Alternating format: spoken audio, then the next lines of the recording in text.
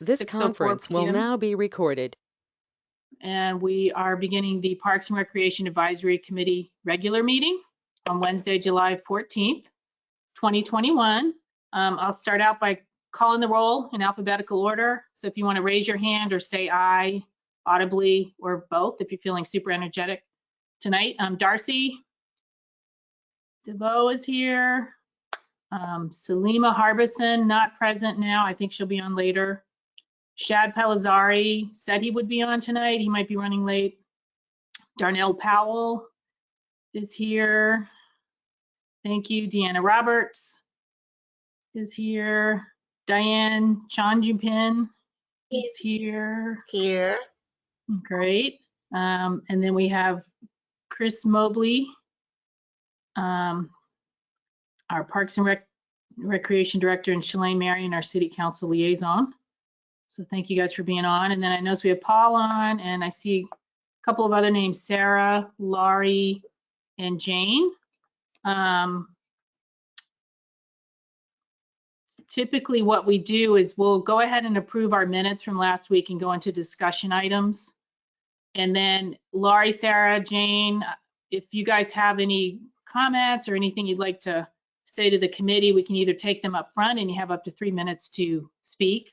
Or if we hit a particular agenda item and you have a question on that or would like to make a comment, you may also comment on that. First off, let's go through our action items. Item number 1 is approve our minutes from our June 9th regular meeting. I sent them out earlier today. If you guys had a chance to review them, we'll go ahead and approve them. I just need a motion from someone and then a second on approval of the minutes.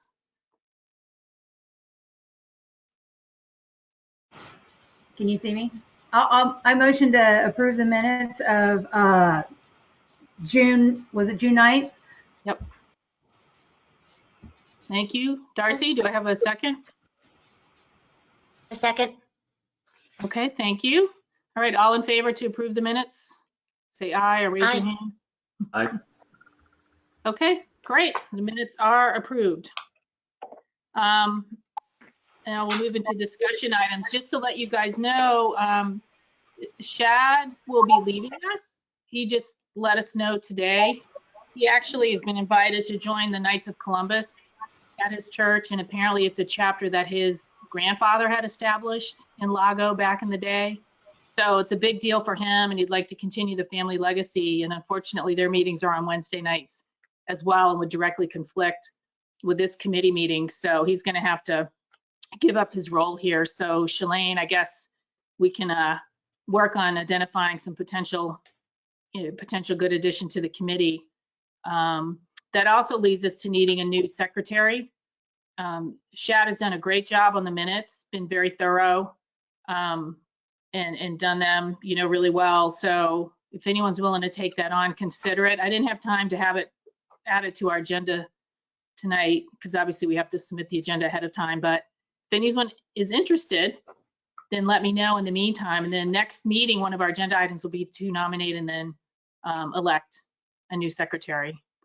It's probably the worst position because you've got to go back, not only take notes during our meetings, but then go back and probably watch the recording and just to clarify and make sure you have everything accurately. So it does take a little more time, I'd say. So something to be mindful of, but it's super, super important because obviously we then sign off. Once we are happy with our minutes and approve them, we sign off on them and submit them and they get posted. And so that's a really useful way for people to be able to see what we've discussed and any action items that were taken. So very important role. So, okay, well, let's move on to our discussion items. Mandy, are you on by any chance? Yes, I just can't get my camera to work. Okay. Sorry. Are you clicking on the camera thing there on the bottom? It's just not coming on? Yeah, it's just not, it keeps saying not connected, and I'm trying to follow the instructions and it's just not working. I haven't used this GoToMeeting before, trying to use the camera, so I don't know if I missed something. Mandy, on my computer, because that happens to mine a lot of times if it goes off and comes back on. And what I have to do, there's an F key at the top of my keyboard that has a little camera on it. And I have to do the function, for mine is F10, a function F10 to turn the camera back on after my computer restarts. So something is wrong in the setup. So that happens to me all the time. Yeah, I'm not sure. That's not working for me. Yeah, I'm sorry. It's just not. I'm not a user of these applications very often. So Karen, do we need her to have her camera on, or can she just discuss with us certain things? I mean, Yeah, no, you don't have to be. What I was going to ask is, Mandy kind of falls under item number 4, trails and city-owned properties update. And I had offered to her, if she didn't want to listen to the rest of our meeting, that I could move up that and get to item 4 first as our discussion item. So Mandy, it's really up to you. You're welcome to listen to the rest of the meeting. it doesn't matter. I'm okay either way. I don't want to mess up if people are coming for a specific time. I know sometimes that can be confusing. So I'm happy to chat whenever. Okay, well, thank you. I appreciate your flexibility. Okay, well, why don't we move forward with discussion item number 2, which is our monthly update from Chris. Let me hit my mic button. All right, here we go. We hired a airport attendant, the vacant airport attendant. His name's Bob. He's an mailman, loving it, loves the hours, comes in early, knocks some stuff out, and is doing a great job for us. Attended the Parks and Rec Advisory Committee meeting. I met with Shalane to discuss possible trails for our park system. So we kind of caught her up on what we were doing. Attended the monthly KLVB meeting. I met with the TxDOT representative to discuss our Overlook project. We submitted to him just to kind of see if we're on the right track. Some things that we'd like to do. We're probably about 80% there. So it was good that at least they came out to the site. It was good at least for them to come out here. We've been out without a landscape architect representing us since December. So I think we're back on track with them. I submitted the preliminary budget for airport, aquatics, and parks and recreation. I actually have 3 of those, so that was done at the end of May. Had lunch with the city manager candidate who started today. So submitted a grant for the airport for $13,000, and we found out yesterday that we got that. So we got $13,000 for the airport, which may cover some of the overages that we were going to have there. We're quite a bit over, and it's a kind of funny thing how budgets work. We're over because we have a lot more fuel that we're selling. Then we've got a lot more visits out there. A lot of people are coming out, but with that will be a corresponding revenue, because whatever we buy, we sell and we make some money. So we're doing good there. Submitted some information to the municipal complex subcommittee. The committee's meeting and figuring out what they can do with the ever-growing staff that we are here and where we should be. We've got in one of the offices, there's 3 desks in one of the offices, so it's we're kind of crowded. Compiled the semi-annual parks report that Karen will be giving, and I'll be supporting her on tomorrow at the council meeting. We received the chakra field drag and the bases for the ball field. So this was something that came up that we are needing to take better care of one of our fields. So we got some things that were needed. I met with Mark Answer, the sculpture for the Don Point sculpture. I heard from him today. They will start installing the sculpture this week. So you'll be able to start to see at Don Point, they're going to put the base down and the sculpture is going to be started to be installed. He thinks by midweek of next week, he should have it installed. Then we've got to hook the electricity back up. We've got to KLVB, we got to build a masonry wall, and then KLVB will be able to put the landscaping in. So fairly soon we'll start to see some of what we've been going through to get. I think it's going to be fantastic. So look for that later this week. We installed an irrigation system for landscaping around the Don Point sculpture. Once we get those plants in there, we've got to be able to keep them alive. So we got a irrigation system. Received bids for the masonry wall for the Don Point sculpture. We obtained quotes for a monthly pool service. So what we're trying to do is in the off season have a professional company come out and look at the pool and make sure the systems are working. And I think it'll make it a little bit smoother for us. We installed some solar lighting at Sunset Park. We had 4 20-foot poles and then 3 of the smaller ones. We installed those last week, so we got some solar lighting out there right now. And the big news is we did receive word that the Texas Park and Wildlife, they approved the changes to phase 2 and that we met the terms of the grant. So a lot of work and a lot of people really helped us. We were a point short, and then because we got those letters of support, and thank you, Paul, and people that did that, put us over the threshold. So we are good. And I heard from Eric yesterday that the LCRA has approved and granted us a permit for our septic out there. So we're kind of knocking them off. And the next thing up on the agenda, I think Eric and I are trying to get back on council's agenda to come up with another alternative for a restroom. So that should be coming up. So a good week, a lot of good stuff happening. We'll just want to continue the momentum. That's all I got for June. All right, very productive month, and that's great news on the grant and obviously on the septic system location being approved. We're sweating that a little bit, so that's all great stuff, a lot of activity. Does anyone have any questions for Chris or want to go into more detail on any of the achievements for the past month? Nope. Yep. Oh, go ahead, Darcy. I just wanted to say that Chris has been doing, I think, a great job this season for our committee. I mean, it's like he's coming back with everything. He's taking what we're saying, and I feel like this year everything's really getting put across in the right manner. So I just want to thank Chris for doing that. Thank you. Yeah, thank you, Darcy. Definitely second that. Okay. All right, well, if there aren't any other questions, we'll move on to discussion item 3 about our committee report and kind of priorities for the rest of the year. I sent you each a copy of the report that Chris and I submitted to City Council. And just as a reminder, we're supposed to be submitting a report every 6 months. This one due in June. We'll have another one due at the end of the year on our activities. So basically what we've been doing, our achievements, and then also what our plan is, what our priorities are for the subsequent 6 months.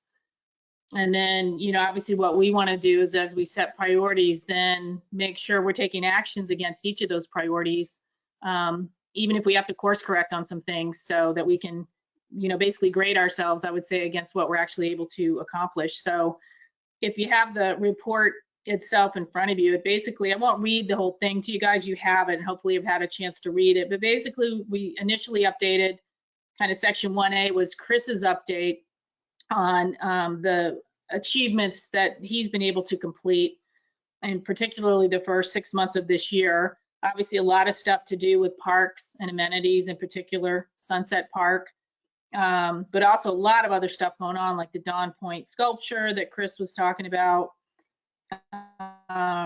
Bowden Point, pickleball, improving the pickleball experience, the tennis courts up at the golf course, putting out 400 flags for Memorial Day event, you know, decorating for Christmas, all those great decorations at City Hall that look so great.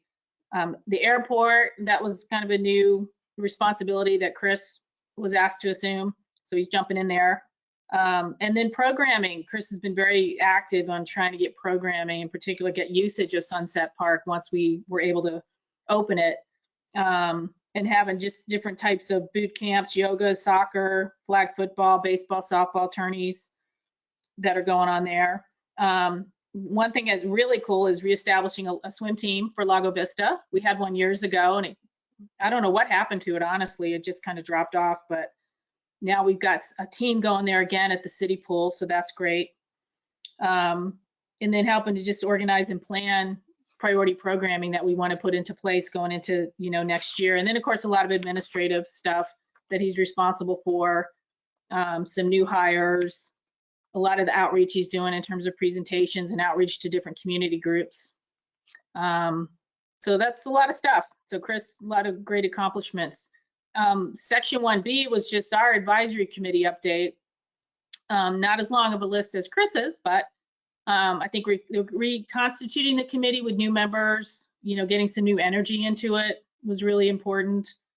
Providing input to Sunset Park planning and what's being prioritized there has been an important role for us, in particular this year, as we try to get through that phase 2. Can we retain the grant that we won and then support the planning going beyond that, and then working through some of the budget challenges that we've had. Providing input on programming. Obviously, we need to continue to do that. You guys put in extra time in 3 special planning meetings that we had outside of our regular meetings to help us really get some traction on what we wanted to prioritize and what we want to recommend to the city.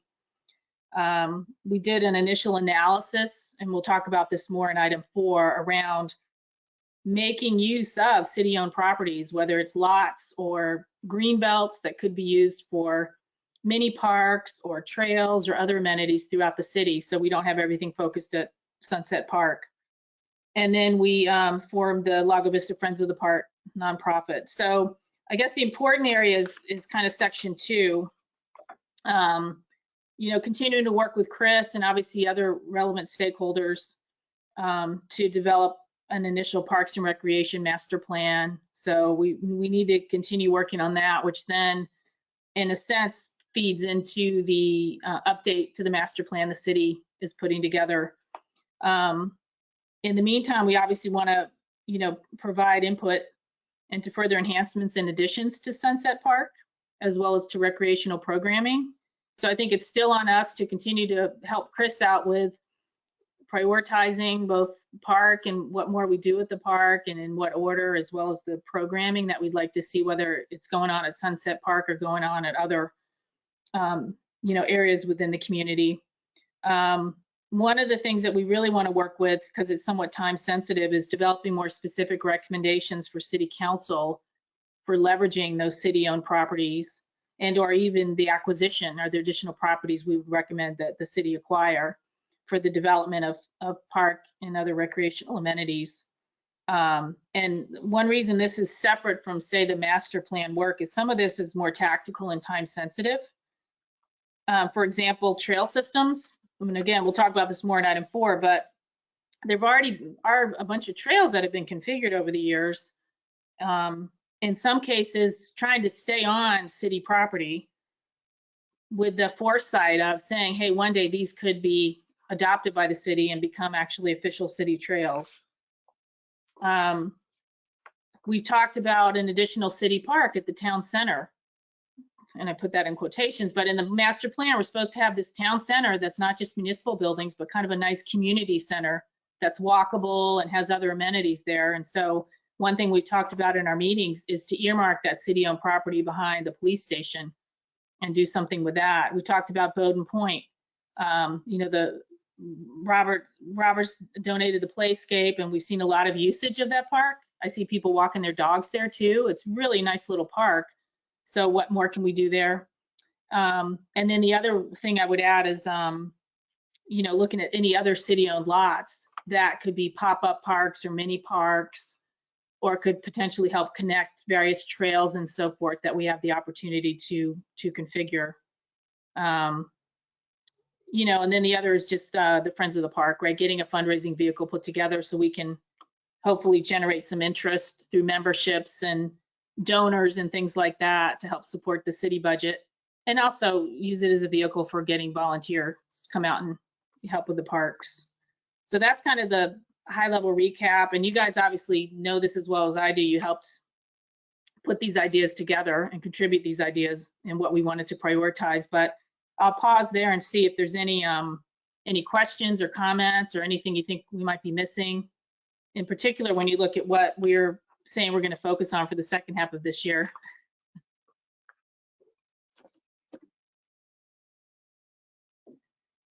Anybody? No? Okay. Oh, Darcy, go ahead. Yeah, I think you did a great job putting this all together, Karen. And are you going to present and Chris tomorrow? Will it be both of you? Yeah, I think technically I'm presenting as the chair of our committee, but Chris is going to be there to be able to ask or answer specific detailed questions if they come up, as well as for moral support. And I know Shalane will be there also to help answer questions and for moral support. So. Okay. And I want to tell everybody that Ed is out of town, and I believe Sandra is as well. So if you do want to comment, you need to turn them into Arch. Okay? So, thanks. Okay. Yeah, and while we're on that, that's kind of it for the report, but this kind of is a good segue into item number 4, is kind of the principle, and Shalane discussed this at City Council, and there's great interest, right? And Shalane, I'll ask you to comment on this as soon as I'm done, but kind of in principle, what we want to have happen is for the city to possibly pause, not necessarily halt, but pause sale of city-owned properties or any kind of rezoning of currently designated parkland. Just put a pause on that for now until we've had the time to go through and look more specifically at some of these green belts and properties and so forth, and can make recommendations. And one of our initial bogeys is just the trails, because we already have trails that have been configured. Andrew Gale has done a ton of them over the years. He's lived here since the mid-90s. And he tried to stay on city-owned property when he was configuring these, with that notion in mind, the foresight that, hey, maybe one day these could become city trails. In other cases, we have city-owned lots, and maybe they're not big enough to build on, but they could be great for a nice little green space or mini park or pop-up park. And I know a number of us are very enthusiastic about that possibility. So one of the things we'll be discussing tomorrow with City Council as part of presenting our report is just our recommendation to, why don't you come, number one, pause some of these things, and we will make the commitment to do a more specific and thorough analysis of some of the ones out there and make recommendations. And some of the near-term stuff could be some trails, which could be fairly low cost, you know, not kill the budget. Maybe some of the other stuff has to be further down the line, 2, 3, 5 years down the line, but at least let's designate the property so we don't let them go. Because once they're sold and gone, it's really just super difficult to get any of that back, in particular if they've been developed on. And so let's kind of put our stake in the ground and earmark some of this stuff today, this year, hopefully, so that we don't lose it going forward, and we'll have an opportunity to do some really cool stuff around town, throughout the town. So I'll pause there and ask Shalane just to comment on that, because you've been part of those discussions. I'm not really sure I have much to add to that, Karen, other than the fact that we, sent an email to the mayor that this was something that the Parks and Rec Committee had been discussing, and would, more information would likely be, brought forth from Parks and Rec at a later time. But other than that, I don't really have anything else to say. I can't comment on things that are discussed during executive session. But, we are attempting to move this idea forward. Great, thank you. Now this brings up, before we talk more specifically about trails with Mandy's help, it brings up a property 20806 Bonanza that I had emailed you guys about. Basically, this is a property that apparently there's an agreement to sell it. One of the conditions of the agreement is that the city will rezone from P2, which is park, and some other designation, I forget the full designation, to allow multifamily. So apparently the person buying the property wants to put multifamily on it. So in principle, I just have to say I'm a little surprised, because I think in principle, they should be coming to us, to our committee, before they make any decision to rezone something that's been designated parkland, at least give us the chance to assess the property and make recommendations. And not everything may be usable, or maybe in a good location, so that's fine. But I think that's a principle that we want to discuss with City Council for their consideration. The other issue is, was this done, I guess, with full transparency? It's my understanding if you're going to rezone something from park or some other kind of common usage to something you can, zone differently, like commercially or multifamily or whatnot, there needs to be some kind of an open hearing or public hearing or discussion about that. And I'm just not sure whether that happened. So this property is coming up again in the City Council meeting tomorrow night. It's not the same agenda item. It's a couple items after our report to the city. But I'm going to stay on to hear that discussion. And if you guys are able to join the City Council meeting, and as Darcy said, wish to just share your thoughts on that or make additional comments, I think it would be super helpful. Yeah, go ahead, Deanna. I know you had, and then Darcy, I'll come to you. I just wondered how far they got, because like Diane and I went to the property the other day and there was a sign in there that said there was a meeting on July 10th. So I didn't know if the city had already decided to change anything. I don't know, Shalane or Darcy, are you guys aware? Yeah, I'm not aware of a meeting on July 10th. I wonder if that said June 10th by chance. I know it went to planning and zoning in June, so I'm wondering if do you remember, perhaps that Diane? was actually June. Didn't it, Diane, wasn't it already passed? The date? The date, I think the date was, I think it was June. I think it was already passed. Today's the 9th, right? No, today's the 14th. Yes, it was already passed. So whether it was, I don't remember exactly whether it was July or June, but Yeah, it went to planning yeah, and it was definitely zoning. passed. This went to planning and zoning in June, and so I think that public notice sign was for probably for the planning and zoning meeting. There were no city council meetings held on July 10th. So did planning and zoning make a recommendation on it already? That was, yes, that was carried forward at the last city council meeting, which took place on July 1st, and planning and zoning unanimously recommended the rezoning of that property. Wow. Go ahead. Is it actually something that they can do? Can the city council make an agreement to rezone the property without it coming before the city council, or maybe even the public to, well, not the public to vote, but I'm not sure I understand how they can make an agreement contractually to do something like that before it's actually come before, had an opportunity to come before the public. And by the way, to me, that property caution, yeah, I just want to caution the committee to be careful that you don't stray from your agenda. And I'm not sure that this conversation is part of the Parks and Recreation agenda. It might be more appropriately something brought up at the city council meeting tomorrow. Because we've got to be careful that we don't violate the Open Meetings Act by discussing something that isn't properly noticed. So.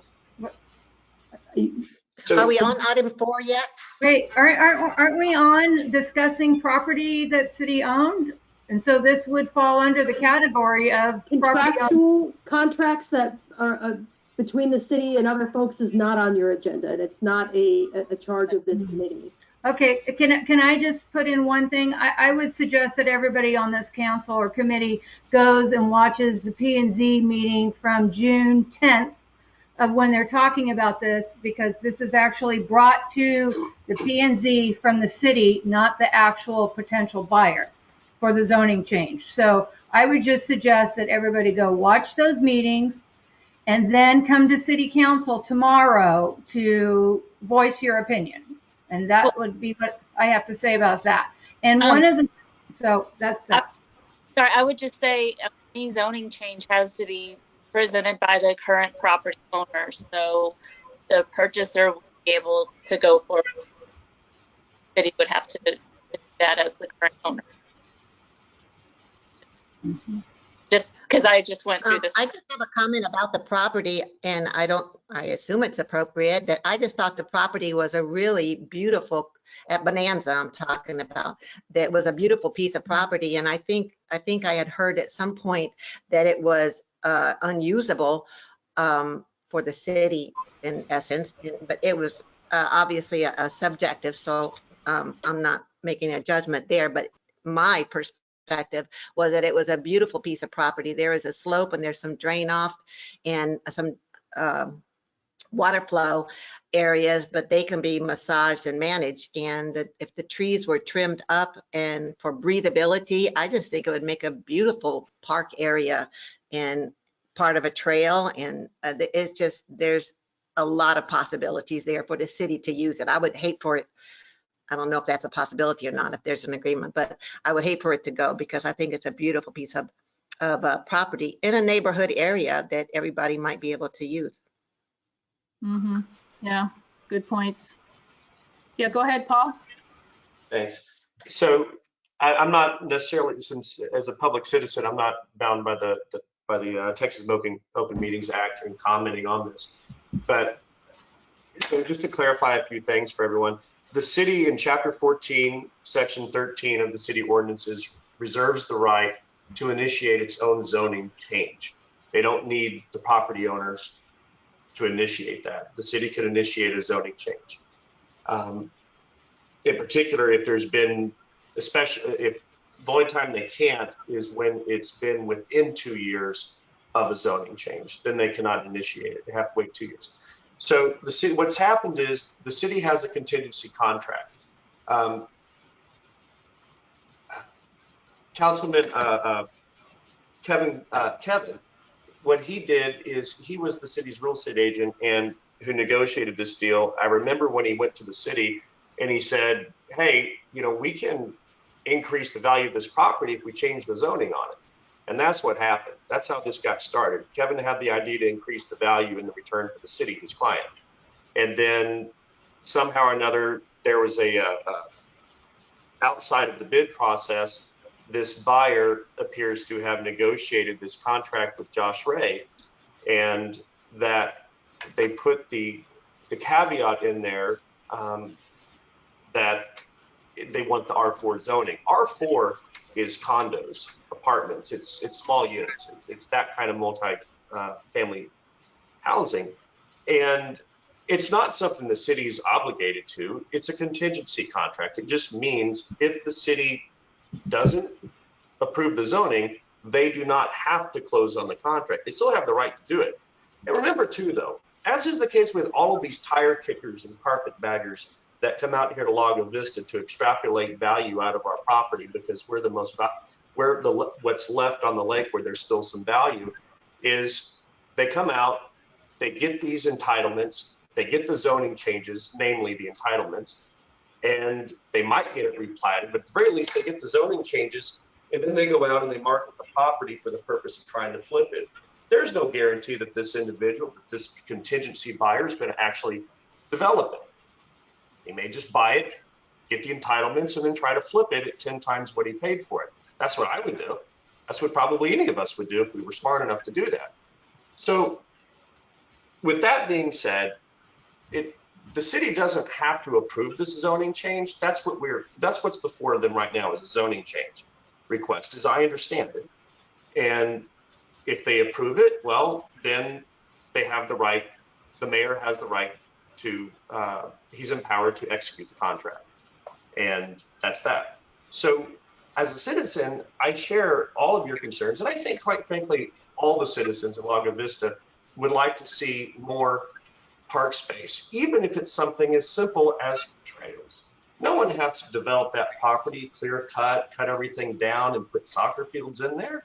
Do you see that down there near Barton Springs and or up here in the Balcones Canyonland, or down there off 360? No, there's beautiful trails where people get lost and they send helicopters to find them. It's wonderful stuff. This topography is not perfect, but it's still something that can be utilized. And as we grow, we're going to want green space. So I applaud you guys for advocating for this for preserving this, and I certainly would like to see some of you, as well as other citizens in the community, oppose the application tomorrow at City Council. As to what is needed to approve it, it again falls back to Chapter 14, Section 13.20, paragraphs D and E, subparagraphs 1, 2, and 3. They have to have 3 findings of fact to deviate from the zoning change. This is zoned parkland, right? It may not, that's the zoning. The deed, doesn't matter if it's deed restricted to that or not. The fact is the future land use map, which is part of the city's comprehensive master plan, stipulates that that is to be parkland, okay? So if they want to change that zoning, they have to go and find 3 findings of fact. Look them up in the chapter, it'll tell you what they are. And they're very straightforward. One of those is it no longer able to be used for what it's currently zoned for? That's a no-brainer. It can still be used for what it's zoned for. It's not abandoned.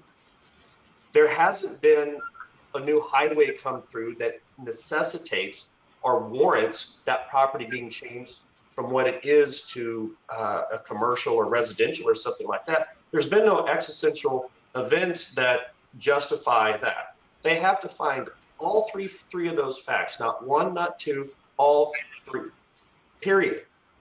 But what you're going up against is what I've seen happen with planning and zoning, and what I've seen happen to city council in the past, is they ignore it and they come up with baloney findings of fact, and they make stuff up, or they say, I can't find all 3 of these, and they still vote to approve the change anyway. So good luck. That's all I have to say about that.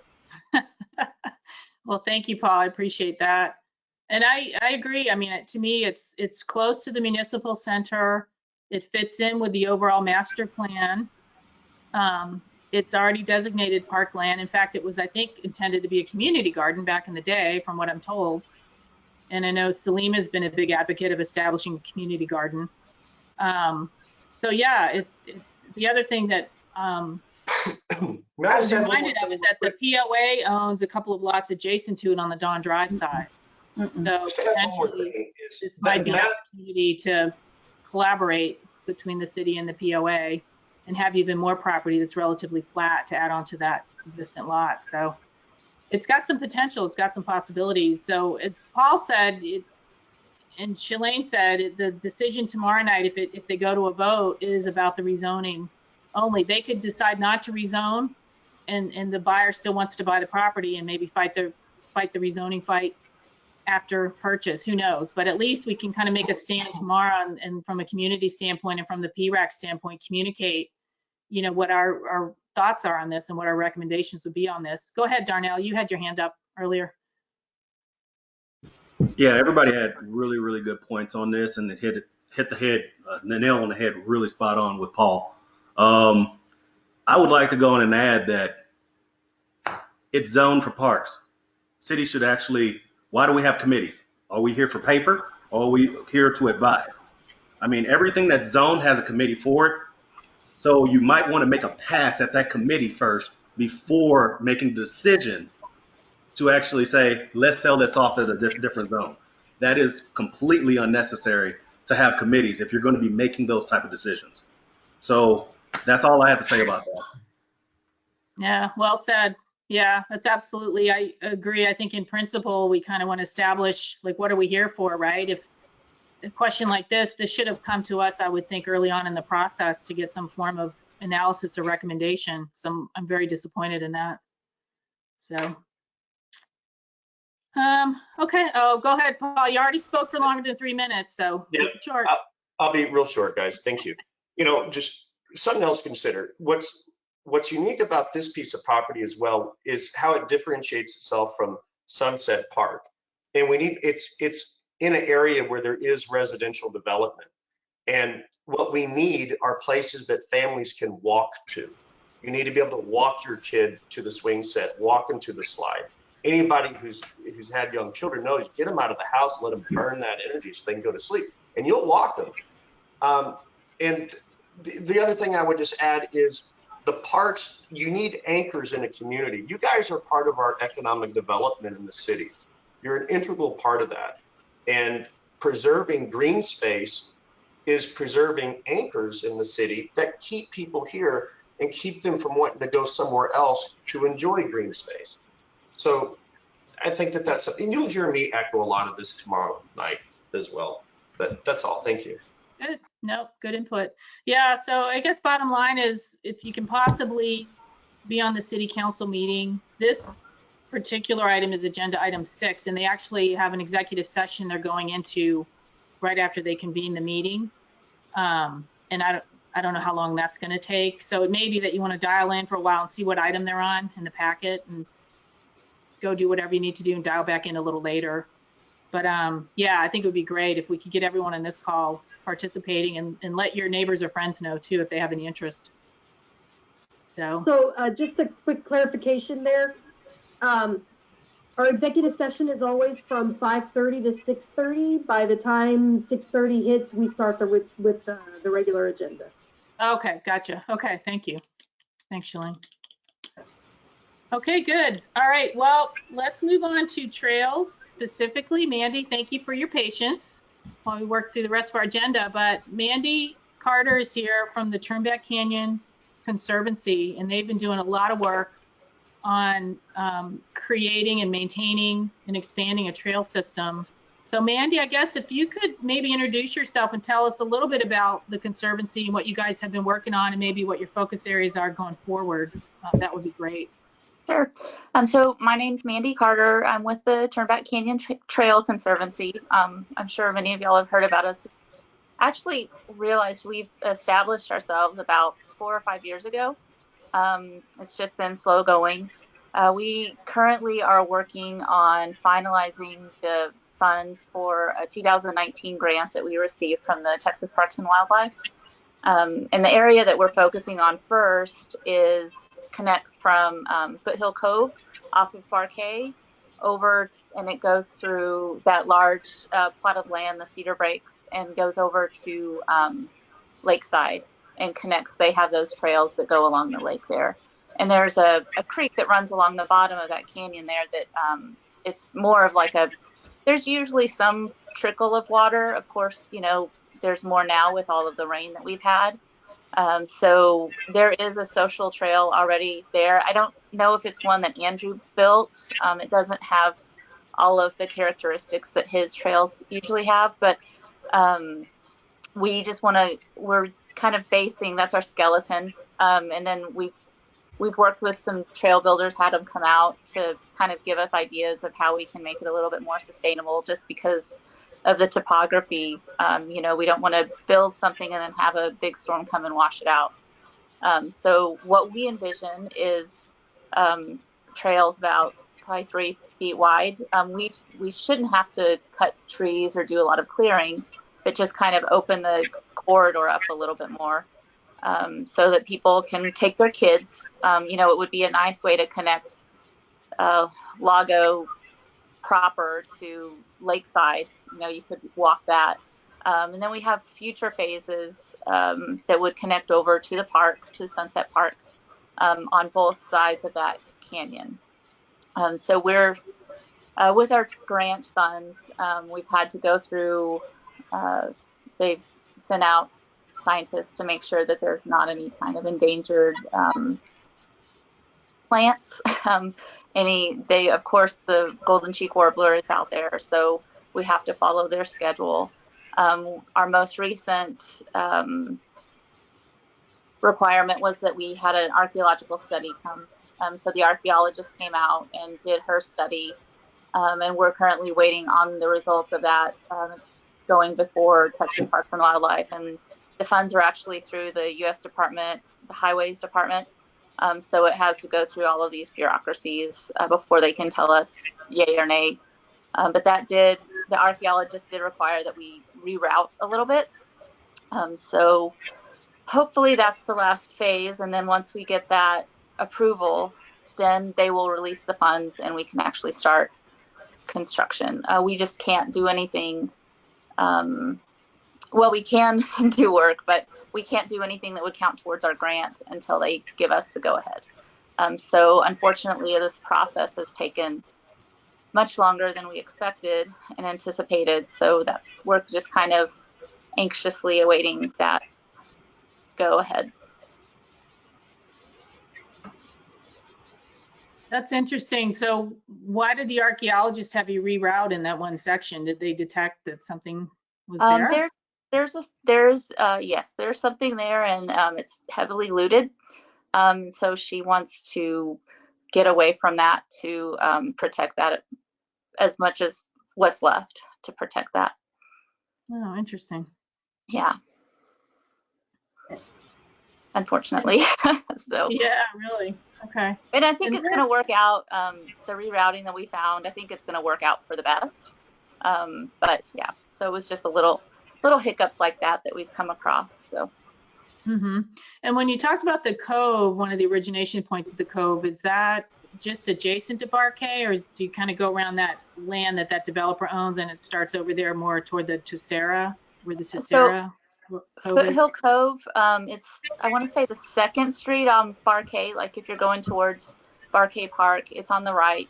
It's a dead end street. And if you look at the map, it's a little bit confusing.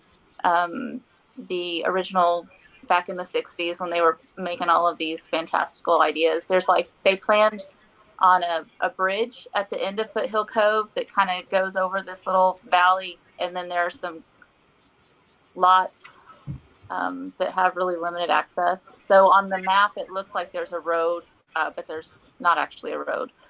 So Foothill Cove is actually just a cul-de-sac.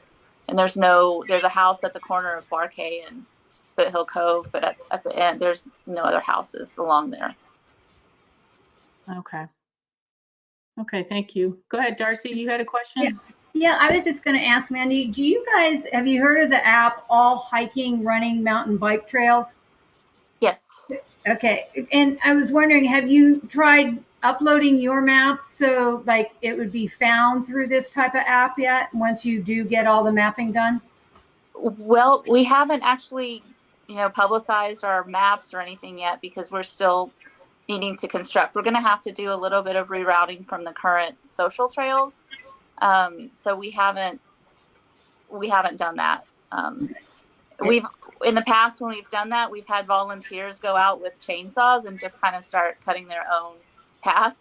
So that is not really conducive. So, well, I saw this thing that people put their geo tracker, like a tracker on them, and it will map everywhere you're walking through this geo tracker. And I just saw this the other day, and I was like, well, that's amazing, because if we were doing something like that through the city, one of us, whoever's walking or whatever, could get that map at least, so it would be able to show people, like, here's the section here, because it's going to be hard telling somebody, go down 3 blocks, see the big oak tree, make a left, and that's your trail for 2 miles. That's a little like, huh? But if we can get some type of geo tracker on people and make some type of paths that we could be on something like this app and be able to say, look at what Lago Vista's, look at Turnback Trail, look at Balcones, look at what they're offering in the trails. I think we're going to get a lot more people out here for the beauty of Lago Vista, and I think that's where conservatorship is going to come in, because once you start getting these people that love the area, then everybody's paying attention, and they don't want, mass building. They want to save the green space, and that's it. Yeah, great point. Great point, Darcy. Go ahead, Darnell. Yeah, I live about a block away from Foothill, and I walk that trail all the time. And is there going to be any type of parking that y'all going to set up around there for people to, park and kind of get onto the trail? Yeah, it's limited. So what we were thinking when we started this would be a few, like, I don't know, maybe, I think you could get maybe 5 spots at the end of Turnback. But then the parking lot for the pool and all of that, it's not very far. It's like maybe half a mile. And now that they've got that widened street or sidewalk along Barquet, because I've walked that. I mean, it's not ideal, but given the limitations of the space, we kind of, Kevin Sullivan was out there at one point and he was talking about we could pour a concrete parking lot in this one area, but that it would ruin the aesthetics of it. And I think it would just be super expensive to do as well. But also our phase 2 will go from that spot, connect from that spot to the Sunset Park, kind of behind the old golf course. You know, I'm sure you know that trail too. So then having that Foothill Cove as a trailhead, you know, it might not be as important. You know, when we started this, Sunset Cove or Sunset Park was kind of just something everybody talked about. So now that maybe it's for the good thing that the grant's taking this long, and we can, because we have a 2020 grant as well that they're starting that process. So we're looking into maybe changing some of those requests to maybe we don't need all of the funds or all of the items that we had originally requested. So we're looking at that option, if that answered your question. Thank you. I did see some city-owned property over there. I didn't know what it was zoned for, so I was just asking, just since you said Kevin Sullivan too. So thank you very much for answering that question. You're welcome. Thanks, Darnell. Go ahead, Deanna. Hi, Mandy. I was just wondering what we can do to help them then. Like, is there somewhere that we can step in and help on this trail, or put a park area at the beginning of the trail, or how we could work with them to maybe help them? Well, I mean, kind of what we've been envisioning is just as soon as we have the funds available, or as the Texas Parks and Wildlife says go, you know, we can count volunteer hours towards getting some of those funds, getting reimbursed for that. So we'll definitely have a big push for volunteers to help come clear trails, work with the trail builders to bring in. We're not going to be bringing in multiple materials or anything like that. Well, at one point, because we do plan on having some small footpaths across the creek so that it's easier, you know, for people to go back and forth. So, you know, I don't know, maybe you guys can help us with getting the word out. If you want to add us, I don't know, with the budgeting process, I think we're past the 2022, I guess 2021-22 budget requests, but you know, if it's all of our plans are on city owned properties. So we were just trying to work with the city kind of to be a neutral way to get things done that wouldn't involve politics, or, you know, if we get a city council member who really champions our cause and then they're gone after the next election, we just didn't want to do anything, have anything fall in the wayside like that. Right now, we're just waiting. I mean, it's not the best answer, you know, but that's just kind of what we're doing.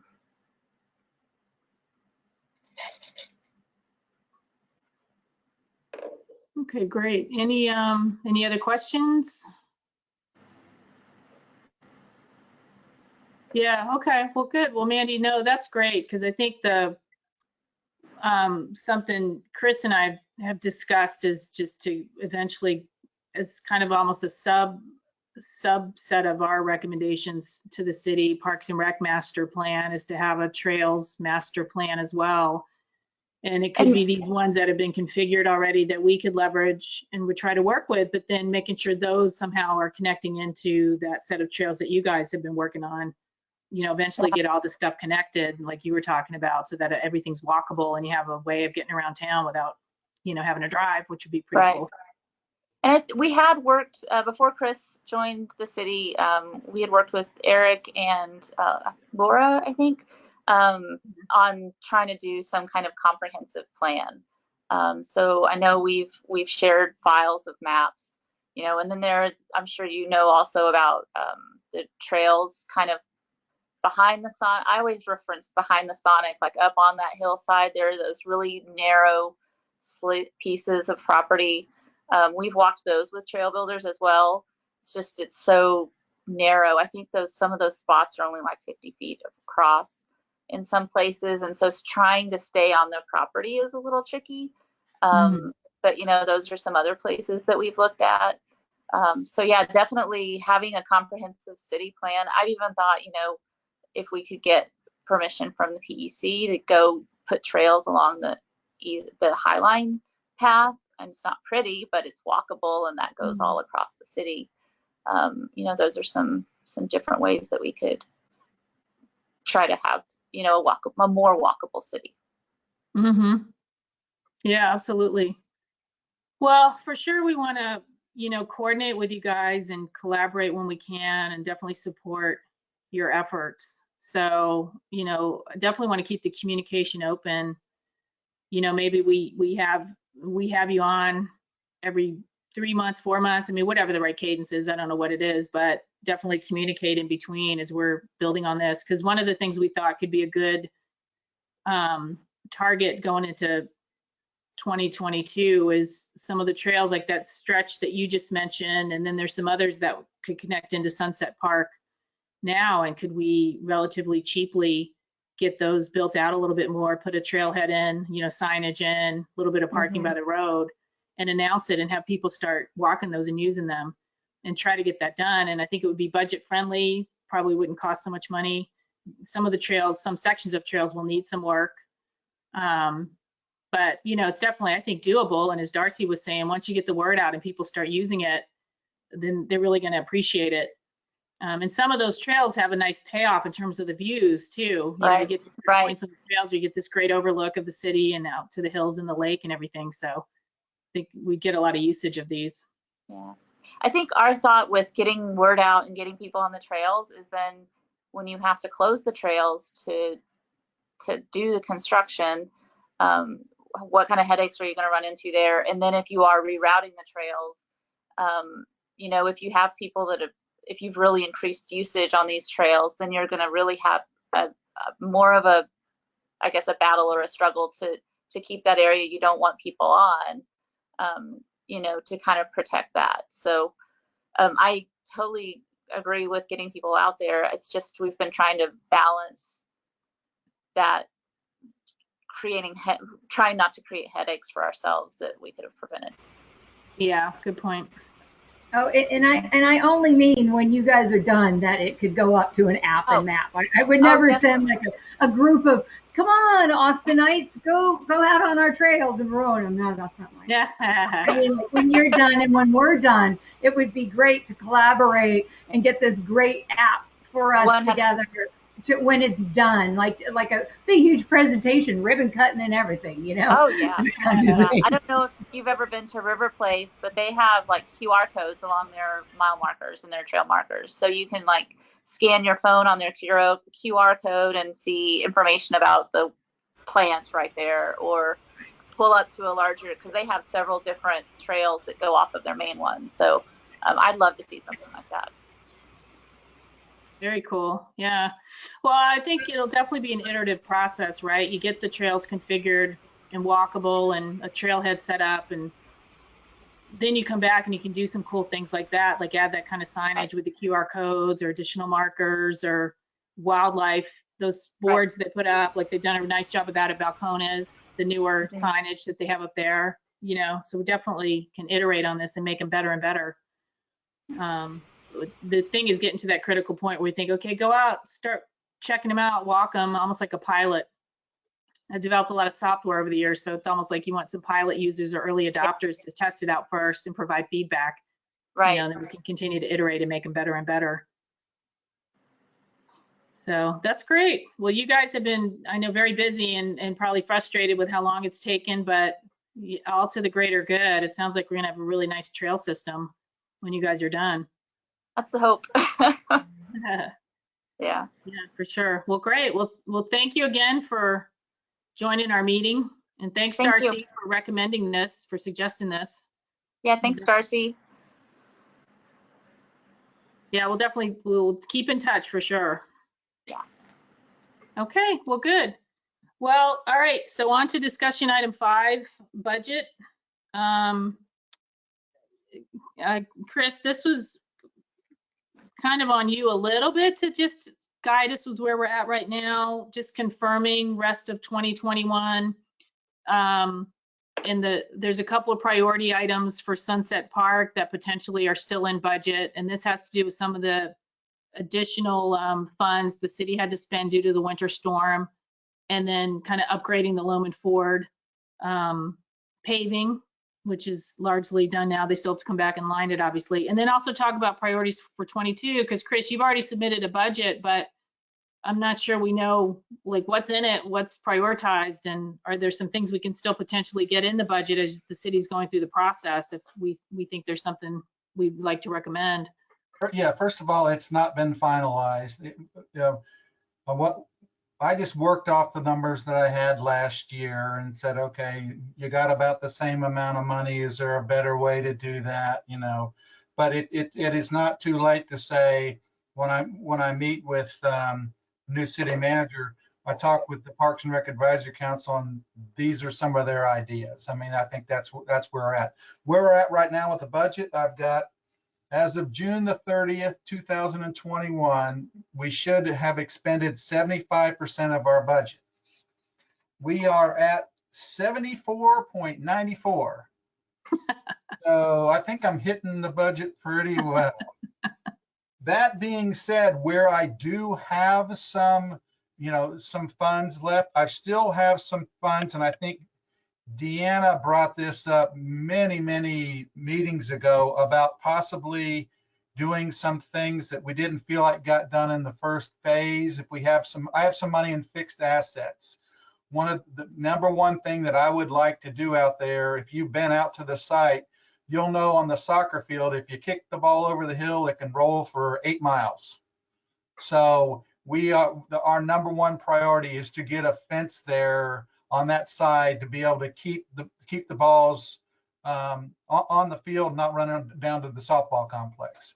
So we looked at there's some money for that. There's some money for some additional tables up by the volleyball courts and the soccer field, because if you go up there, there's no place to sit. So that'd be nice. And then Deanna had brought up a couple meetings ago about looking to see what we can do to enhance the dugouts a little bit. So those are really our three things that'll probably eat up a lot of the money. We're saving a lot of money on the fence, and that Chris Williams, who's super fantastic guy that works with us, he's a welder. So he can build that himself, and so it'd just be the cost of doing it on city time, which he needs to be just the cost of the materials. So, those fences could be a $12,000 to $15,000 fences and nets easily. And Chris will be able to do it for significantly less than that. It's just one of those things where when I first got here, I thought, who would put a soccer field right here and all that? And then you look at it and you go, and that's about the only place we could, so a fence would be really, really vital there. And then some benches and tables, and then some things that we can do specifically for the dugouts. We've got, for the first time ever, we're going to have a girls fall softball, which is fantastic. That's great. We've got we just talked with a guy that's going to be running some fall baseball for the first time up there. So people are loving the fields. They're fantastic. Chris keeps them in great shape. So anything we can do to kind of enhance that. So that's about what we're looking at for next year. I mean, for this year with I've got less than 3 months. So it looks like we're going to hit about that.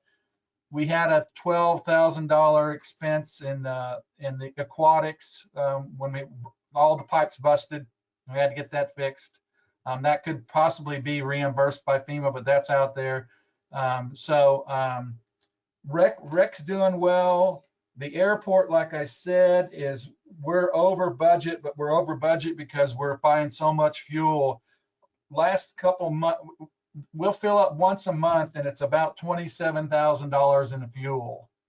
So it eats into that really quickly, but we get all that back when we sell it, plus some. So we're doing pretty well there. Getting the $13,000 grant kind of helped. I went to council while back to get a vehicle and a storage shed for the airport, and we might be able to cover that. So that'd be kind of nice getting that grant. Aquatics, man, I don't know. It's summer. It looks like you got a lot of money left, but you spend all your money in like 3 months. So I would think we're going to have a little bit of money left over in aquatics. The contract with the YMCA, we're budgeted for about $66,000 for them to operate the pool in the summer. The contract will probably come in about 50.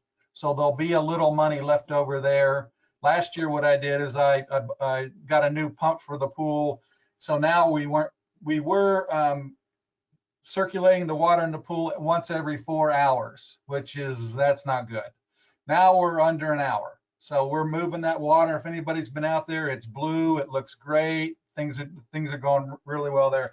So if I have some savings there, I might try to invest in the pool. It's almost 20 years old, and we really haven't fixed a lot of stuff. So this year we're doing well. For next year's budget, the big items that I just put in that I saw needed to be taken care of was the pickleball and the tennis courts by the country club. It's the Grand Canyon down there. I got splits an inch wide. So I'm going to need to resurface those and fill those in, and then possibly reorientate the courts for pickleball. That's about a $12,000 expense. If you've been down there, we put up a net to kind of block the golf balls coming from over. There's another space that I still need to do that with. And then the other big item that's in this year's budget, like I said, hadn't been approved or anything, was to get Chris a storage shed at Sunset Park. What we found out was I can get a portable unit for $15,000, or I can get it added on to the restroom, and it drives up the price 3 times that. So what we should be able to do is get a restroom up there that has 4 stalls, but not a storage behind it, and then I'll get an affordable portable one and put it someplace else. So I'll be able to double the toilets that we have up there. So those are the things we're looking at. I was told to be just really careful with budget and to not ask for a lot of things. But if we do need to get into programming, or if we do need to get into doing events or other things, I'm gonna need more money. So I'd like to hear,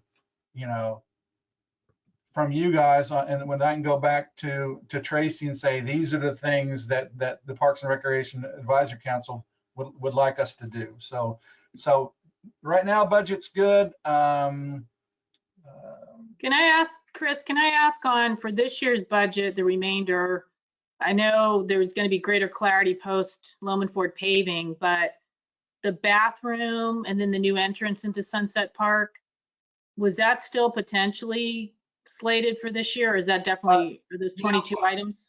Yeah, when we spoke, and when I spoke at council, the direction I got from them was let's get the bathrooms in, and let's get the access to the park taken care of, and that can come from this year's funds. It wouldn't actually be out of my Parks and Rec one, but it'd be out of the CIP. So and then we're going to be kicking up, now that Tracy's here, about what we want to do now with phase 2. Now that we know we've met the terms of the grant, so do we want to go ahead and go with the skate spot and the bank shot and the community garden and the playground and all those things that we talked about? That conversation should kick up fairly quickly now that we know that we met the terms of the grant, and then the septic thing's taken care of.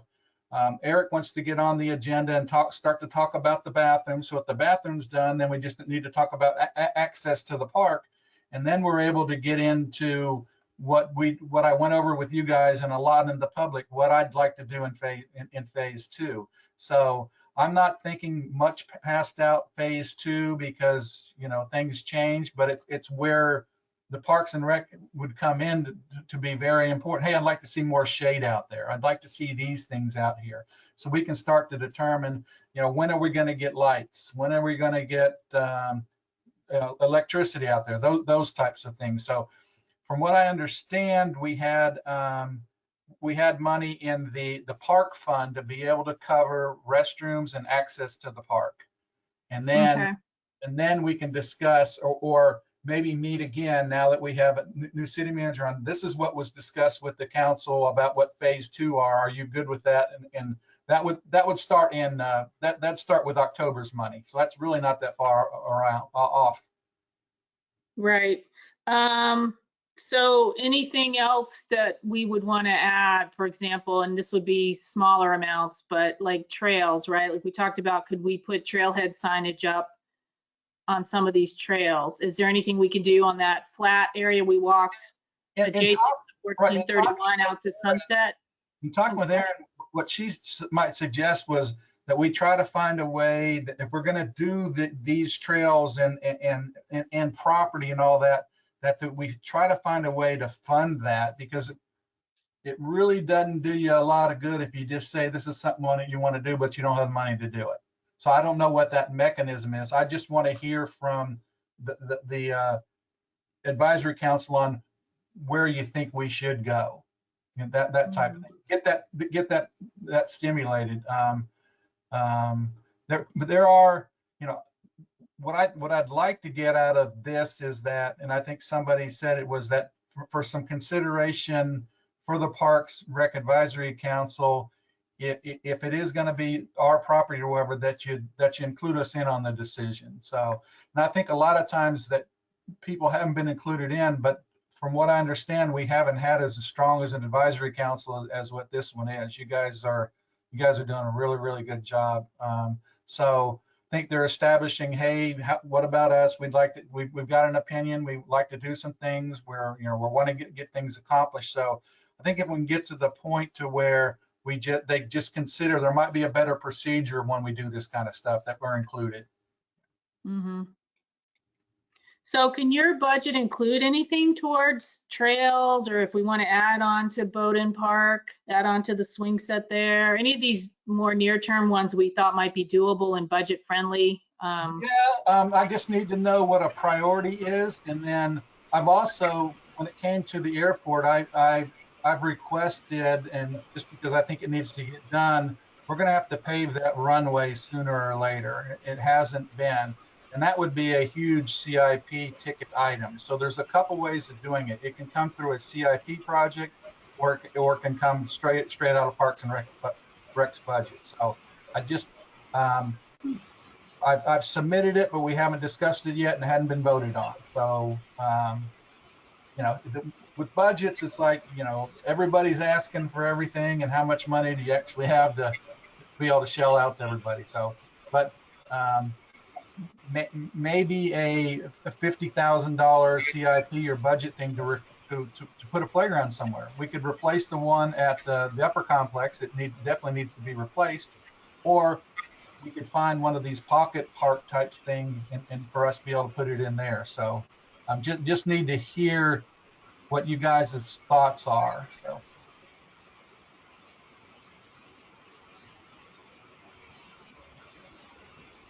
Darcy?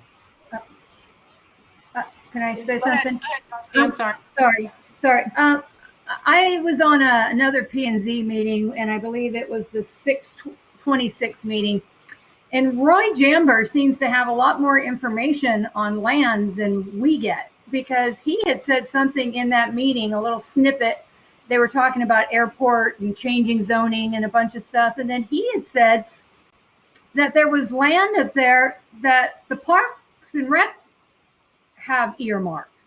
And I was like, I remember us being in that meeting and talking about land up there, but I never remember us saying anything about, yeah, we want that property, because he was saying whatever the park would be, it would have to close streets down. It was kind of weird, because I had never heard that, anything in any of our meetings about, I remember I said something about, could we make trails up by the airport, but I never remember us saying we wanted to earmark land for a park.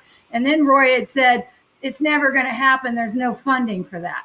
So, well, yeah, Well, I would say we need to start listening to some of these other meetings, and maybe we can get Roy or something that can come talk to us too about the land, since he knows more than probably anybody in the city what's actually out there, and what it can be zoned for and what it can't be zoned for. Yeah. And I believe we do have the thing that we can talk to city employees, because we're talking to Chris right now. And with Roy being an employee, if we would ask him to come as a speaker or something like that, I think it could really help us, because, you know, when you look at these land maps, I mean, they're color coded wrong. Some of them are color coded wrong, you know, and some of them people don't know. If you look at the TCAD, that the land that they actually thought was POA land isn't POA land. So it's two different lots. So up there on Bonanza. So I'm hoping that we can get some clear maps. We can really get some good trails going. We can figure out what we actually do own, what we don't own, what we can earmark before all these zoning things change, because once they get rezoned, it's never coming back to us. Yeah, it behooves me to understand more about what land is, what city property and what land is open. I mean, we've got next door between here, between the library and the city hall, that's city property that one time was supposed to be where we were going to extend the library and city hall. We might not do that. There's property behind there's property behind the police department. We have the two lots across the street. We have city property we own property on the other side of Dawn's Circle, that back there. So what is it that's up for grabs, or that we'd like to know? And again, that behooves me just to understand more. And I think that this committee's done a good job. Hey, I want to see the maps, and we're starting to send that out more. And it's been you guys' direction to, hey, let me know what's up for grabs. Let me know that we might be able to put dibs on. So I think we're getting there. But yeah, I hadn't heard anything about airport property, but that doesn't mean that it's not there. Yeah, go ahead, Darnell. Back to my other comment about that was a pretty unnecessary comment that they gave to you about, you know, parks don't have money. Again, it's up to the Parks and Rec committee to actually determine if we want to, you know, we should be advising that. This shouldn't be up to the planning and zoning committee to go up to the parks and go, hey, I want to rezone you without even going through us first. That's pretty backwards town speak right there. So I don't know what they're thinking, but the city council, I don't know, Shalane, I don't know if y'all discussed this, but anything zoned for a committee, that needs to be discussed, that it needs to go through those committees before they say, let's change things. That's all I got. Yeah, thanks, Darnell. Go ahead, Diane.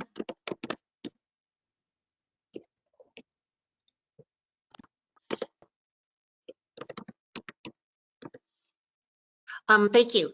I was going to just reiterate the things that Darcy was pointing out was exactly the reasons why I asked in the email for a map of all of our property, of the city properties, for purposes of pop-ups and trails and so on.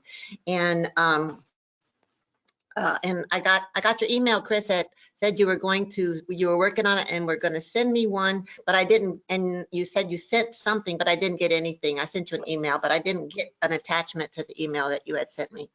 So I had two questions. One was with regard to like the trail systems and the pop-ups and walkabouts that we potentially and do have. They seem to be, and granted, I have a certain amount of ignorance about where the parks are because I haven't been to the trailhead park where Mandy, that area, has been working in, but they seem to be focused toward the Sunset Park area. And I'm just wondering, and that's hence the map to see where our properties are, if there are areas that are closer to like our side of the city, the southeastern side, or where the high school is, where we can include and also focus on those potential extensions of pop-ups, city parks, areas that are not going to be constrained by POAs where everybody's not entitled to go. You know, we want areas where everybody can go to. So yeah, I'm really anxious to see a map of the property so we can, I mean, I can't visualize putting something together without a map. I'm used to maps, and that's a really good thing. The other thing I want to Diane, ask I'm with you Chris, on that. And just so you know, we've been requesting this, and we've got the thing I sent you, one of the PDFs I sent you was what city council have put out, which are the properties are going to let go. And it's kind of hard to visualize. You go page by page, each of the exhibits is a section of exhibits town. 1 through Those properties. But some of those G. do overlap with ones that I've seen on the overall city map that could potentially be leveraged for pop-up parks, mini parks, or trails. The problem is the map I have is super big, so it's hard to take a photo of it or condense it down. And it's also unmarked with streets. And it's also potentially out of date. And same thing when you go on TCAD, you may look and say, oh, this is still city-owned, but could that be out of date? Was it sold? Right? So trying to pull all this together and get a comprehensive, not just a listing of them, but as you said, can we get an updated map so we can actually visualize and see where this stuff is? But I think there is opportunity, not just on the Sunset Park side of town, but on the other side of town as well. There's some green belts that were built in initially when the town was first created that could potentially still be leveraged, or even lots that the city owns that could be leveraged.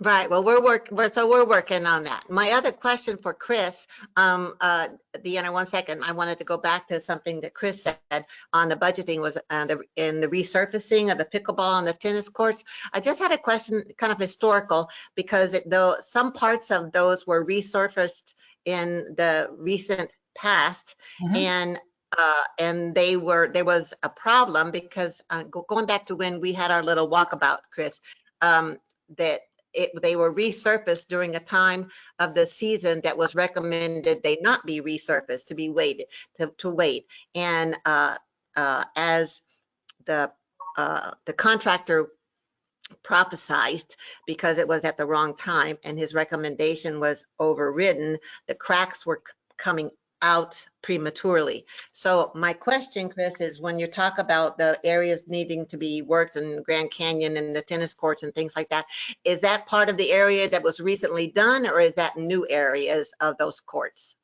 No, that came after we resurfaced it.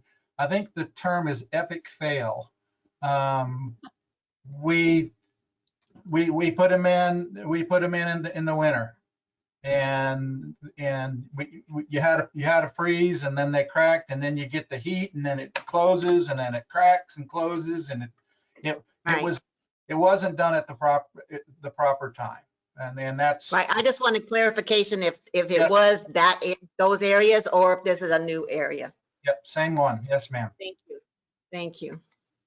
Hey, Jane, your mic's on, and you had sent something through the chat about those airport strips of land. Did you want to comment on that?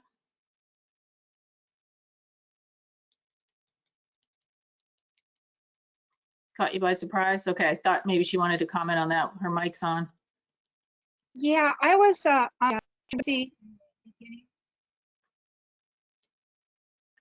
You're breaking up a little bit.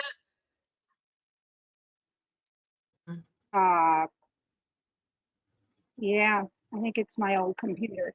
We can hear you now. I was on the Conservancy. Okay, I was on the Trail Conservancy at its inception. And at that time, one of the city council members drew my attention to the fact that there are strips of land up in the airport area. Basically, they connect, one street to another. And there are several, it's been a few years now, but there are more going down those hills in that area. And I just want to call your attention to that. Frankly, you might get a hold of Frank Robbins. He's the one that called my attention to it. That's all. Mm-hmm. Okay, thank you very much. I think I heard that there's a waiver close to the airport, the top of the airport, that it actually, they can connect to parts of the trails somewhere in there. And again, ignorance, I haven't been up there, but there's access areas where they can go from, individuals can go from the airport to parts of the trails in Bacones Park. Oh, It was interesting. talked about, Diane, but it never happened. Gotcha. Okay. Yeah, go ahead, Darcy. Just because I don't think we ever got Chris's opinion about that little strip of land off Bonanza. Does he feel that that could be valuable to us? Because I was thinking it would make a great agility course, like going through there with a trail or something for dogs. And I just wanted to see what his thoughts could be about it. All right, I get my 3 cents worth. I was asked to go down and look at that and say, as a parks professional, could you use that? And that was the wrong thing to say, because I can use anything. But Anything. my initial thought when I looked at it was that it would be a nice place to put a playground unit up toward the front of it, where it's fairly flat. But I also understand it's probably not the ideal place, but could I do something with it? Yeah, I think that I could. I think a playground unit would do real well there, being in the neighborhood, being this close to here. But a playground unit might go good behind the police department. A playground unit might do good between the library and city hall. So I was asked if it would have a park use, and I said I think that it would. That was what my opinion was. Yeah, and just so you guys know, Shalane suggested that tomorrow, when we're discussing this and we want to make our pitch for not rezoning, that we might have some specific examples of how that property could be used. So Chris put together an estimate for me, and Salima also put together information if it were to be used as a community garden, or part of it used as a community garden. So we've got a couple of specific examples that we can share. And I took a ton of pictures. I've been walking it because I live right up the street from it. It's a stone throw from me. It's part of my walking path, and it's beautiful. I took pictures of the oaks. I walked all the way down to where it does come into a ravine, and if it was just cleared out a little bit of some of the shrub that's down in there, it could be really amazing, because it's like this. It's landlocked with homes, but it's a green belt, and I think it's amazing. There's some really cool oaks in there. I almost started crying because I thought, oh gosh, I hope the builder doesn't just come and chop this stuff down, because it's right in the way of everything that's kind of would be a place to build. And I can't understand how that someone would say it's not good for a park, but it's good to zone R4, which is high density. You could almost do anything with it, high stories, it can be all sorts of stuff. So I was just kind of blown away. Like, they would think that this would not be good for anyone in the community, but they would think it would be good to lurch houses over this ravine. So that's my impression, but I do have many pictures of, if anyone wants them, I can send them. Yeah, I took pictures and videos as well. Yeah. Oh, good. Yeah, if you guys want to send them, send them over to everyone on our group here. That'd be great to see. Deanna, you've been waiting for a long time. Yeah, go ahead, Deanna. Sorry. I know. Yeah, just two quick things. So I guess, Darcy, you may know this because you said you walk there. I don't live in that area by Bonanza, but when Diane and I were there, we were probably there like 15 minutes. We saw someone go by, a whole family on their golf cart. We saw a guy out walking his dog. So, and you say you walk there, it seems to me it's an area that people probably walk and would enjoy having a green space. I mean, the one guy we talked to said him and his wife always say, this would make a great park. So I think people around the area think that and would like that. The second thing is, other parkland. In one of the meetings, someone mentioned there's an area off Shoreline, which is out by where we live. I think that would be a good place for something like a skate park, because there's trails that lead, you could get from the high school over there without going on the road. So something that would be usable to high school kids, I think would go well over there. Okay, great. I agree. I have, with regard to that corner think I heard somebody refer to it as a strip of land. I don't really see it as a strip of land. It is like a little block. It's bounded on three sides by neighborhood roads. And I'm not sure, somebody said something about POA might have the back side of it. I don't know, but it is, like I said before, I think it's a beautiful piece of property. There could be a ropes course in there. It could be a trail. It could include a dog walking area. I think Deanna and I saw at least 3 people walking their dogs. And I mean, it's just going to be real important for us to speak up at the city council meeting, I think, because it's just an amazingly, it's just a beautiful piece of property. And I took old videos walking through there, and I'm not going to repeat what I already said, but it is beautiful. And I mean, a ropes course would be super cool there. A kids park, I don't think would be very good. That's just my opinion because of the 3 roads there and how traffic is in those neighborhoods with the, kind of narrow roads, and people might go too fast and things like that. But definitely, I'm going to say that the recommend in the meeting tomorrow about a dog park and certainly garden areas, but a ropes course would be super cool. Okay, good. All good ideas. Yeah, okay. Well, we can, I think, demonstrate a higher and better use than letting a developer get rich off flipping property and then someone build some kind of, who knows what kind of multifamily on there, high density. Go ahead, Salima.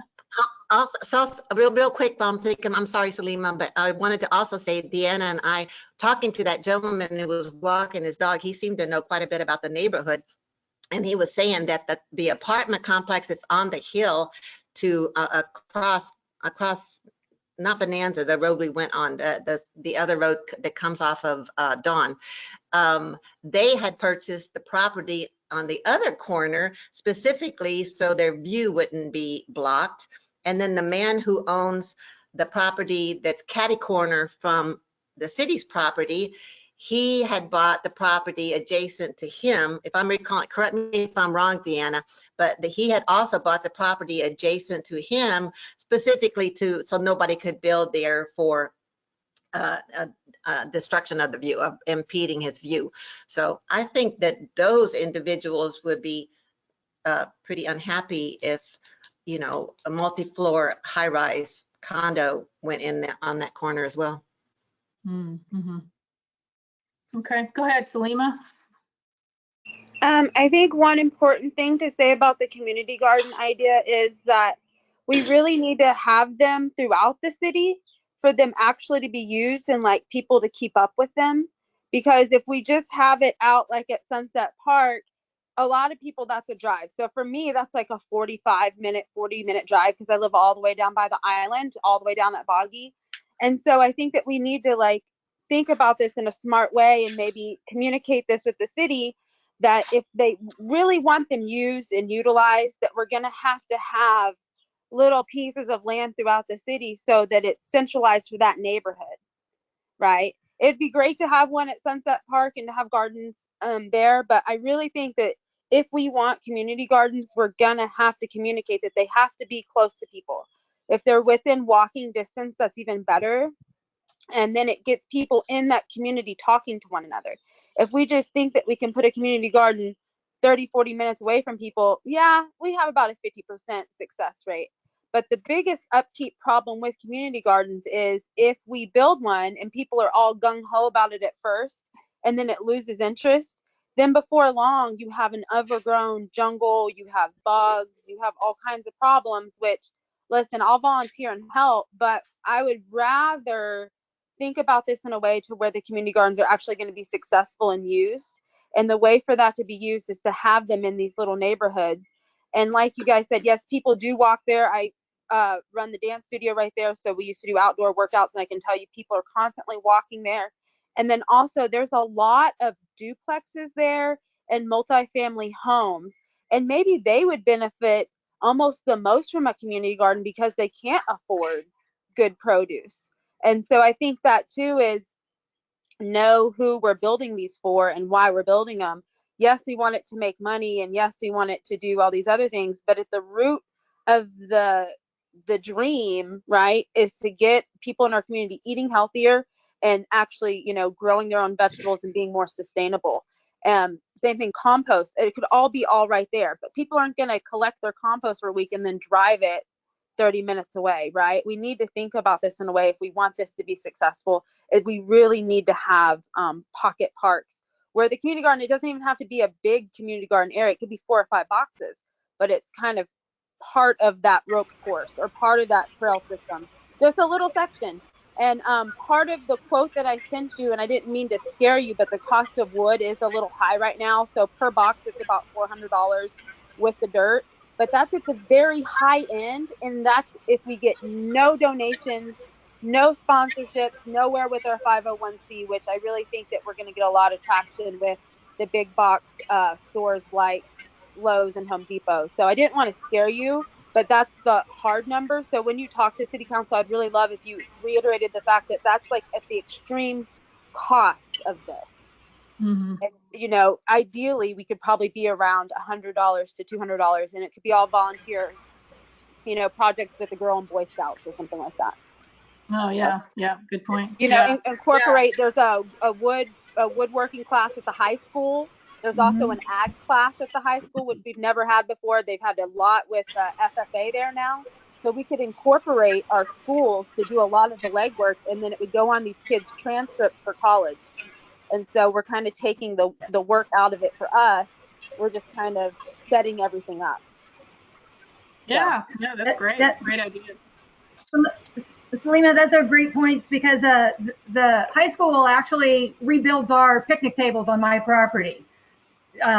We have a school teacher on our property that owns one of the condos, and she gets with the high school and they do this little thing that in the wood shop and the metal shop, they fix our stuff and we pay them a small amount to get the experience. So that's great. And I wanted to say that if you listen to the P&Z meeting, Richard Brown was the president of KBLB at the time when supposedly this land was offered to them. And the city had more or less told them that they will not put water to it. And that was the only reason that KBLB did not take the land for a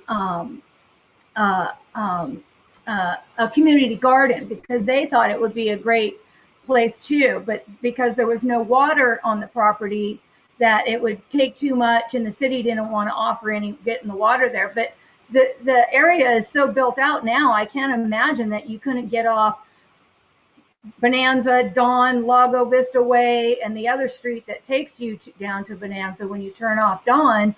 That should only be like 10 feet of piping that needs to come from the main, and it would only be at that top part anyway. The whole trail system below, that doesn't need water. That's flood zone. That you can tell that floods anytime it rains.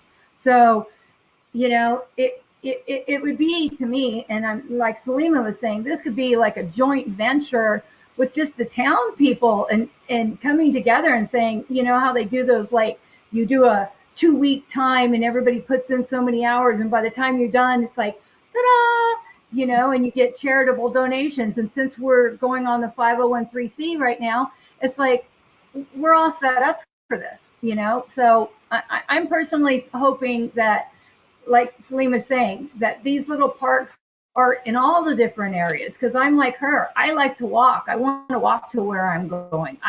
When I come home, I don't want to drive my Jeep anymore. I'm done. You know, if I park in a way that I don't want to get in my car until I have to get out of Lago Vista. So I think, you know, everybody here has such great ideas, and I'm really, really hoping that this comes through this year. Yeah. Good stuff. Yeah. All right. Well, that pretty much concludes. Ms. Chairwoman, I've had my hand up the entire time. Oh, good there. I'm sorry, Paul. Didn't see It's you. okay. Just real quick on public comments. I had a comment to Chris on your original presentation. You were looking for input on budget, and I just had one suggestion. And perhaps now isn't the appropriate time in this budget cycle, but perhaps in the future, is one of those huge wood chipping machines that can do 12-inch diameter logs. You know what I'm talking about? The kind like Chet's chipping and Jeff's tree service use. You know, you go out there with a crew of 5 people. Those things are expensive. Just to have a crew come out and do any kind of work in the park systems, just to create trails, for example, that's expensive. You got to mulch all that stuff. Right. You've seen those numbers, what that can run. That can run $2,000, $3,000. It can run thousands of dollars a day. Yeah. And something like that would pay for itself. It could be used probably by multiple city departments, namely utilities and parks and rec and stuff. Anyhow, that just might be a good investment for your department. That's a good suggestion. Okay, anything else? Item 5, discussion item 5, budget. Gone. Chris, I will send you a few notes because I think the priority on Sunset Park sounds in line with what we've been discussing in the past. But now that we've got some thoughts on mini parks throughout the town or trails, it's like, can we get some kind of budget in for things like that? If you think there's room. Yep. And I'm always in the category of doesn't hurt to ask, right? All they can do is turn you Absolutely. down. So. You can ask and get in line. Yep. Right, yeah, exactly. Okay, well, good. Okay, well, I think that's it for tonight. So let's go ahead and adjourn. I just need a motion and a second for adjournment. Anyone want to make a motion? Motion to adjourn. I want to stay here all night. Everybody be quiet. No, this was a long I'll meeting. second. Okay, great. Darnell motions, Diane seconds. Everyone vote in favor of adjournment. See you tomorrow. Yeah, that's right. See you tomorrow night. Yeah. Thank you, everybody. Thanks, everyone. Have a good night. Have a good rest of your Thank evening. you. Karen, I have a question for you if you have a second. If Okay, sure. just because maybe it's in the email I didn't see because I'm want to not see emails sometimes, but when you were reading off of your agenda, what you were gonna, what'd you call it, everything that's happened so far. I didn't have anything that referenced that. I had Chris's little bullet point list, but I didn't have what you were reading. And if that's in the email, then I'll just go to the email. But if I was maybe left off the email and I didn't get it, then if you could send it to me again, that would be super.